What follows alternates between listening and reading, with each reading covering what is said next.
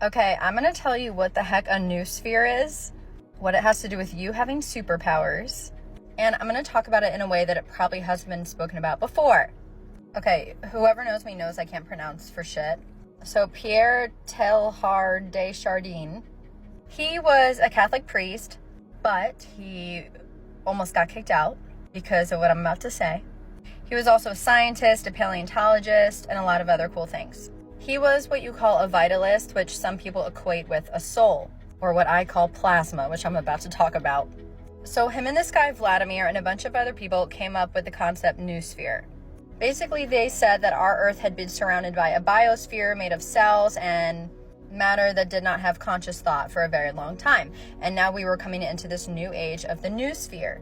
And they said that this Noosphere had to do with thought or consciousness, but I'm about to tell you what I think.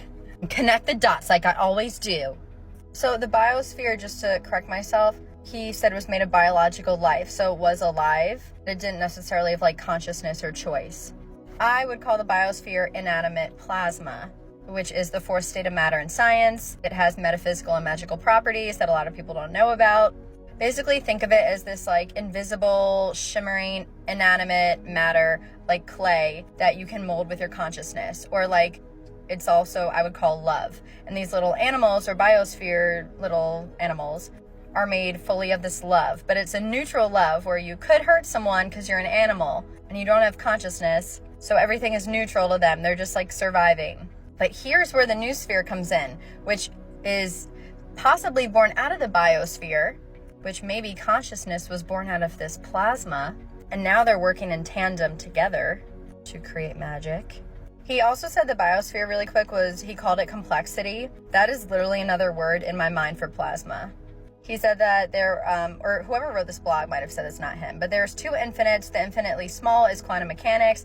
The infinitely large is relativity, but there is an in-between that Chardin, God, I hope I'm pronouncing this right, said it was an in-between, and it was a third spatial infinity called complexity, which is literally plasma or the in-between. Like, to me, this is so obvious. And this is what actually encompasses everything.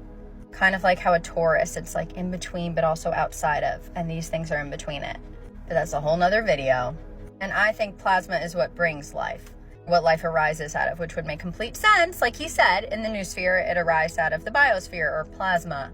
What I found really interesting is the other guy, Vladimir, said the Noosphere emerges at the point where humankind, through the mastery of nuclear processes, plasma, nuclear fusion, Google it, begins to create resources through the transmutation of elements. I'm sure they didn't know this at the time, but plasma has transmutation properties, or it's able to initiate a transmutation reaction. Plasma transmutes, guys. This is the alchemical gold. Or, I don't know if that's the right word, but plasma is the vessel. It, in my mind, is the philosopher's stone. And our consciousness using plasma is how we can transmute things, which I'm going to get into now, which is our superpowers. So as crazy as it sounds, they say the more that humanity is connected and organizes itself in complex networks, the more awareness we'll have, which is what's happening now. And I would say this is when we'll start to have telepathy. You can move things with your mind, which I know sounds like preposterous, but guys, we're evolving. We didn't have planes in the olden days, didn't have cars. Like, you would have thought that was magic too. We have to keep evolving. We don't just stop. Like, that's what blows my mind. Like, we don't just stop. Our consciousness can evolve, and this they're talking about, the Noosphere, is that. And they were saying this in like 1940. He also had a law of complexity / consciousness describing the nature of evolution in the universe. This blows my mind, because if you replace complexity with plasma and consciousness intertwine to create everything. That is literally what I say. This is how consciousness experiences itself. It's a feedback loop, and it continuously evolves from this infinity process. And he argued the Noosphere is growing towards an even greater integration and unification, culminating in the omega point, which I'm going to get to, an apex of thought / consciousness. See, this is what I'm saying is a new perspective, where he says thought, which he has complexity as thought. I say that consciousness is thought, And the law of complexity is plasma, or what you would call sentience, which is your body intelligence. So it's actually us using our body intelligence mixed with our consciousness is how I think we can do these magical things. I can't fit everything in this video. I am writing a whole book about the plasma side of things because I think men, not to any fault of theirs, and people that were very religious just didn't look at this divine feminine side, or the matrix, or plasma, or the Akashic realm, what you call 0-point energy, what they call a quantum field, but it's not, or quintessence, or ether. Yes, I think ether is the same thing, or Indra's net. There's so many other words for it, or love, or gravity even, I think. Of course they didn't think this was feminine, like the world was ruled by men.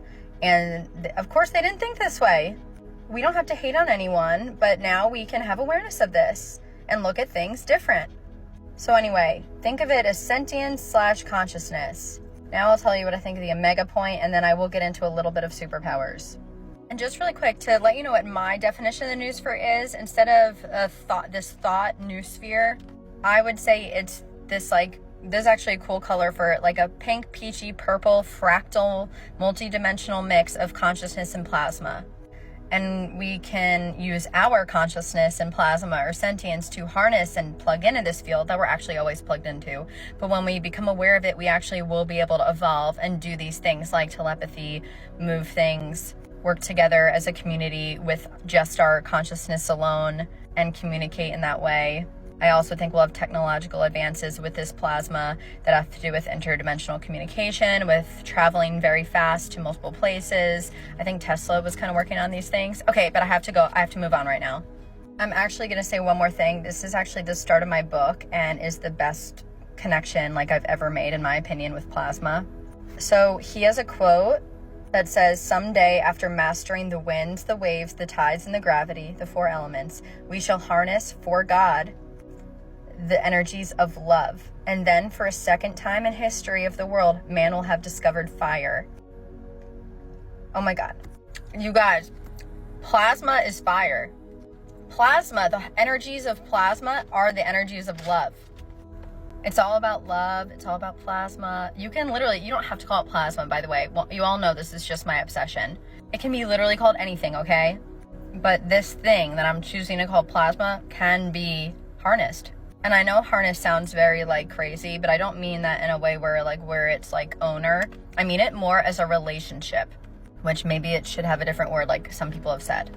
So the omega point and what he says about that and how we'll culminate into what that is by consciousness and plasma. He says it's a theorized future. Where it's the final point of unification. I literally think the omega point is when we realize we all have God inside of us, which is literally plasma and consciousness, which is the power that creates worlds. Just another way of saying that. And this doesn't mean we'll have no evil or bad things in the world. This is just a new state of consciousness and a new state of being empowered and love from within, which actually can help the world a lot if everyone thought that. And if everyone really remembered they were connected to their soul and their love and how special they were, I actually don't think we'd have violence. And really quick, back to this quote, for God, I would say is for our souls. So for ourselves, we'll harness this, but also the greater good, the greater God. Oh my God, maybe God is good means literally God just means good. Okay, that should be a whole nother video. Once again, he says the word dominance over the biosphere when we have the noosphere gaining power. I think that's just very patriarchal and I don't blame him. But I would once again say we work in relationship with this plasma, with our consciousness. And I love that he says metaphysical being is what we form, call the omega point. I think it's basically just all of us being very conscious and working together. He also talked about energy. There's tangential energy, which can be measured by physics. I think this is plasma that can be measured by physics. And then radial energy is spiritual energy, which accumulates into a higher state as time progresses. I think radial energy is light energy or consciousness. He equates it to information, which would make perfect sense. And I don't think we have the tools to measure that. I just had to throw this in here. Salvador Dali made his own painting of the omega point. I think it's just really cool. This could warrant a whole video itself, but do your own deep dive. So this part I love, and then I'm done. The gravity and mass, he calls it compression, sourced by communication and contact between human beings. As humans interact, consciousness evolves and grows. Not only do I obviously think our consciousness controls the universe in some way, but it also controls us. It's both. But the more we work together, the more we'll grow as a consciousness. Basically, the themes are love yourself, love other people, let's work together and grow together.